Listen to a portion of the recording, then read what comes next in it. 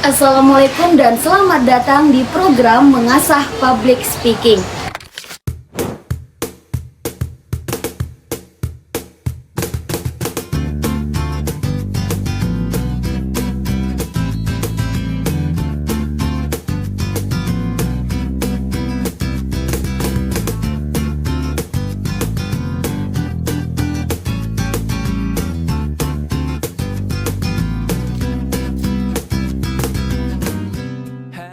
Saya Alfi Syahri Azmita yang akan menemani Anda dalam episode kali ini.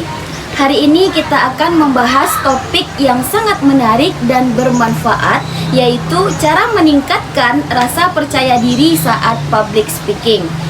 Menjadi mahasiswa dan di kalangan anak muda, kita berbicara di depan umum memang bukan hal yang mudah bagi sebagian orang. Namun kemampuan ini sangat penting dalam berbagai aspek kehidupan, baik dalam karir maupun kehidupan sosial. Salah satunya mahasiswa UIN Mahmud Yunus Batu Sangkar yang meraih berbagai prestasi, yaitu juara 1 LKTI tingkat internasional, juara 3 lomba karya tulis ilmiah tingkat nasional, dan juara 1 lomba karya tulis ilmiah tingkat provinsi. Nah, sekarang saya sudah bersama bintang tamu kita hari ini, seorang mahasiswa UIN Mahmud Yunus Batu Sangkar, Fakultas Usuluddin Adab dan Dakwah, Program Studi Pemikiran Politik Islam, yaitu Bang Rindi. Nah, bagaimana kabarnya nih, Bang? Alhamdulillah, kabar baik. Aku gimana? Alhamdulillah juga baik, Bang. Nah, menurut Bang, apa yang sebenarnya menyebabkan seseorang merasa kurang percaya diri saat berbicara di depan umum? Ya, memang sebelumnya kita ucapkan terima kasih kepada Alfi untuk pertanyaan yang menarik sekali. Memang pada saat ini kita mengetahui bahwasanya public speaking merupakan kebutuhan kita semua. Dan pada saat ini memang salah satu tantangan dan hambatan yang seringkali dirasakan oleh orang yang sedang berproses dalam belajar public speaking, diantaranya adalah kurangnya PD atau kurangnya percaya diri seseorang. Nah, kalau kita bicara apa yang menyebabkan seseorang itu menjadi tidak pede atau ketika bicara di depan umum, itu biasanya disebabkan oleh beberapa hal sih. Misalnya, pertama karena dia tidak menyiapkan materi itu dengan baik. Jadi ketika dia tidak tahu apa yang dia mau sampaikan, apa argumen yang mau dia jelaskan, apa hal yang ingin dia jelaskan atau sampaikan ke publik, dia menjadi cemas, dia menjadi khawatir gitu, bahkan sebelum tampil di depan umum. Nah, jadi yang pertama yang menyebabkan seorang tidak pede adalah karena kurangnya materi atau kurangnya pemahaman dia terhadap sebuah materi. Kemudian yang kedua, boleh jadi kurangnya latihan.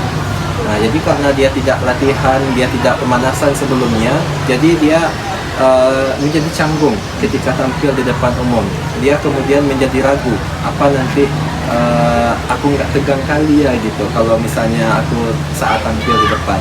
Nah, jadi yang kedua kurangnya latihan. Yang ketiga, boleh jadi dia takut akan penilaian orang lain. Kalau bahasa kerennya sekarang itu istilahnya judgmental society gitu tuh. Jadi dia takut dinilai oleh orang lain, dia takut dikritik oleh orang lain, dia takut misalnya orang lain bilang, oh dia itu ngomong apa sih di depan gitu, nggak jelas banget misalnya kayak gitu ya. Nah, misalnya dia takut hal-hal yang semacam itu, dan itu bisa, dan tiga hal itu paling kurang bisa menyebabkan seseorang itu tidak pede ketika ngomong di depan. Nah, terus Bang, gimana mengatasi rasa takut dan cemas ketika berbicara di depan umum gitu, Bang? Jadi kalau kita pengen pede, kita ingin lancar ngomong di depan umum, sekurang-kurangnya kita mesti menyiapkan tiga hal. Pertama adalah sebelum tampil, proses sebelum tampil. Yang kedua adalah saat tampil. Dan yang ketiga adalah evaluasi setelah selesai kita melakukan public speaking. Nah, misalnya pertama, sebelum tampil kita mesti menyiapkan bahan materinya dengan jelas terlebih dahulu. Jadi misalnya kita catat, entah kita baca-baca dulu materi yang akan kita sampaikan. Nah, supaya kita mengetahui dengan jelas apa sih sebenarnya yang pengen aku sampaikan ke audiens gitu. Nah, kemudian yang kedua, kita harus sering-sering latihan. Karena kalau kata orang itu practice makes perfect. Latihan itu membuat segalanya menjadi lebih baik walaupun tidak sempurna gitu. Misalnya kalau latihan itu misalnya kalau abang itu biasanya latihan di depan cermin, Fik. Jadi ngomong sendiri depan cermin, ngomong sesuai topik apa yang kita pengen gitu. Latihan aja. Misalnya sehari itu cukup 20 menit, 30 menit gitu. Nanti kita latihan depan cermin, itu bisa meningkatkan kepedean kita. Nah, itu sekurangnya dari hal-hal yang harus kita siapkan sebelum kita tampil. Kalau saat kita tampil atau proses saat kita tampil, kita bisa menyiapkan beberapa hal. Misalnya saat kita mau tampil, kita datang di tepat waktu. Supaya kalau kita datang tepat waktu, kita bisa tuh. Misalnya kalau kita pengen ke WC dulu, misalnya kita pengen tes mic-nya terlebih dahulu, cek sound atau bahasanya seperti itu. Nah, kemudian selain itu saat kita tampil kita juga perlu nih mengetahui siapa audiens kita gitu nih. Kita mesti paham siapa pendengar kita. Jadi kalau kita udah mengerti siapa pendengar kita, tentu bahasa gaya gestur kita tentu akan menyesuaikan dengan pendengar kita. Nah, kemudian yang ketiga, proses evaluasi atau proses setelah tampil. Nah, jadi setelah kita melakukan public speaking, kita nggak perlu ragu tuh untuk minta saran mungkin kepada teman kita yang lebih ahli, atau misalnya dosen kita, atau siapapun yang kita anggap lebih cakap bagi kita dalam ngomong di depan umum. Kita nggak perlu ragu untuk minta kritikan dari mereka, minta saran dari mereka, minta nasihat dari mereka gitu. Karena apa ya, kalau abang sendiri tuh nganggap kritikan itu semacam obat gitu tuh. Semacam obat. Jadi dia memang pahit, tapi insya Allah menyembuhkan gitu. Dia menyembuhkan kecemasan dan ketidakpedean kita gitu. Kira-kira gitu. Terus ada nggak sebang teknik-teknik untuk meningkatkan rasa percaya diri sebelum di depan, sebelum tampil gitu kan? Teknik-tekniknya gitu. Ya, teknik-teknik mungkin ada berapa ya, Bi? Maksudnya sebetulnya kalau apa yang harus kita lakukan supaya kita nggak cemas ketika tampil depan umum, sebenarnya banyak sekali. Kalau kita searching di internet, searching baca lewat jurnal dan sebagainya, itu banyak sebetulnya. Tapi kalau kita ringkas menjadi beberapa hal, itu bisa kita lakukan beberapa hal berikut sih. Misalnya pertama, sebelum tampil kita siapkan catatan kecil. Misalnya kita tahu nih, misalnya kalau kita itu orang yang agak pelupa gitu, orang yang agak pelupa gitu kan, sebagai manusiawi gitu ya, sifat manusia kita. Nah, makanya sebelum kita tampil kita bikin aja misalnya catatan kecil gitu. Jadi berisi tentang poin-poin apa yang mau kita sampaikan. Misalnya kalau kita mau ceramah, mau ngasih misalnya ngasih public speaking soal bagaimana cara berprestasi misalnya. Yang pertama poinnya misalnya apa sih manfaat berprestasi, terus gimana cara berprestasi gitu. Nah, kalau kita sudah bikin poin-poin seperti itu, nantinya itu bisa menjadi antisipasi bagi kita. Kalau misalnya kita lupa saat ngomong, ngeblank gitu saat ngomong depan umum, kita bisa ngintip dikit-dikit catatan yang telah kita siapkan.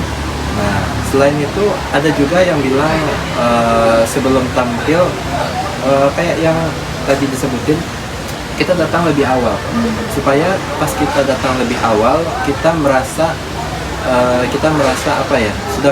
sudah bisa menyesuaikan dengan lingkungan sekitar gitu sih. Jadi kalau kita misalnya datangnya telat, nah kita kan kadang perlu ke WC, perlu ke kamar mandi gitu. Kalau kita datangnya telat kan nggak sempat lagi. Kalau nggak sempat, biasanya itu akan membuat psikologi kita itu menjadi tiba-tiba ragu, cemas, gimana nanti kalau tampil depan terus kita kepepet pengen ke WC gitu dan lain sebagainya. Nah, makanya sekurang-kurangnya dua hal itu bisa menjadi pencegah bagi kita supaya kita nggak cemas sebelum dan saat tampil gitu.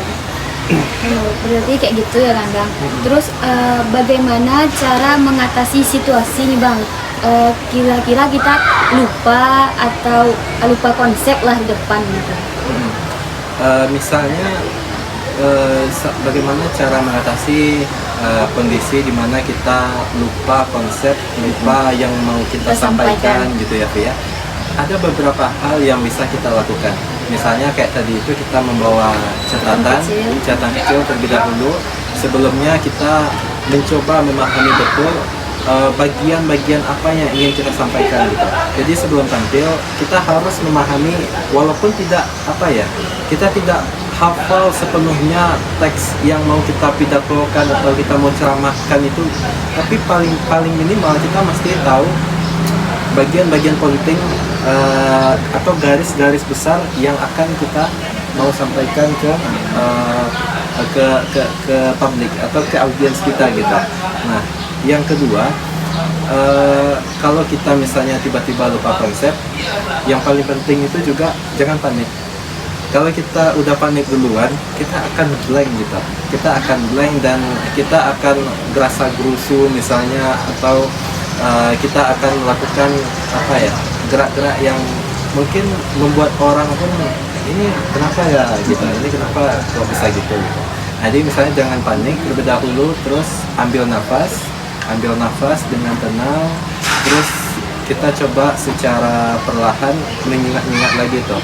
Nah biasanya kalau kita sudah melakukan teknik itu akan membantu kita lebih baik dalam mengingat apa yang pengen kita sampaikan ke audiens kita. Nah, menurut Bang, apa kesalahan umum yang sering dilakukan oleh pemula ketika menyampaikan di depan gitu, Bang? Kalau kesalahan umum yang mungkin pernah Abang lihat atau mungkin Afi juga pernah temukan dan teman-teman lain juga pernah perhatikan gitu. Pertama adalah kesalahan mindset. Jadi kesalahan mindset itu misalnya dia menganggap bahwa aku nggak perlu belajar public speaking nih, soalnya kan udah ada jurusan ilmu komunikasi, kan udah ada jurusan KPI gitu. Iya, ada jurusan KPI, ada jurusan jurnalistik Islam, ada jurusan misalnya PAI yang belajar ceramah dan lain sebagainya. Aku kan jurusannya misalnya kayak politik, hukum dan lain sebagainya, nggak penting rasanya gitu. Nah makanya kalau kita cuman berpikiran bahwa public speaking itu adalah untuk jurusan-jurusan tertentu saja, maka kita nggak akan pernah lancar, nggak akan pernah membuka diri kita untuk peluang yang lebih luas. Karena sebetulnya saat kita berpikiran mungkin bisa kita katakan dalam tanda kutip sempit gitu, kita akan menutup peluang-peluang untuk kita berkarir di depan gitu. Karena boleh jadi ketika kita belajar public speaking, kita juga bisa berkarir sebagai misalnya entah itu penceramah, ustadz gitu ya, entah itu misalnya sebagai pembawa acara, host, MC dan lain sebagainya. Nah, makanya yang pertama, kesalahan yang biasanya itu adalah kesalahan mindset. Kemudian yang kedua, kesalahan yang biasanya dilakukan itu adalah kesalahan dia mesti instan dalam ngomong public speaking gitu. Jadi seolah-olah dia mengabaikan proses itu. Nah, padahal kita mengetahui bahwasanya dalam public speaking, dalam hal apapun yang kita lakukan, kita butuh proses. Bahkan orang yang expert atau ahli di bidang public speaking pada saat ini, seperti misalnya Najwa Shihab, atau misalnya kalau favorit Abang itu dia mantan Menteri Pemuda dan Olahraga Malaysia, namanya Syed Saddiq Syed Abdul Rahman, menjadi menteri di usia 25 tahun. Itu ngomong public speakingnya itu sangat-sangat keren. Bahkan sudah sampai saat kuliah itu dia mengajari debat, mengajari public speaking ke 25 negara selama kuliah gitu. Dan prosesnya itu sangat panjang. Bahkan di awal-awal ketika mulai dia dicela oleh orang lain, dia kemudian diremehkan, dia kemudian dianggap apa sih gitu, belajar public speaking itu gitu. Nah, jadi biasanya kesalahan yang lumrah dirasakan oleh orang-orang ketika di awal-awal itu, dia pengen instan gitu ya. Dan itu langsung pandai gitu ya. Pengen langsung ahli gitu. Padahal mie instan pun kan harus dimasak atau ada yang digoreng dulu gitu kan. Nah, jadi dua hal itu sih biasanya yang jadi masalah umum gitu. Nah, terus Bang, apa pesan Abang untuk para pendengar yang ingin mulai meningkatkan kemampuan public speakingnya atau yang berbicara di depan umum gitu Bang? Untuk teman-teman pendengar, untuk yang mungkin teman-teman mahasiswa yang menonton video ini,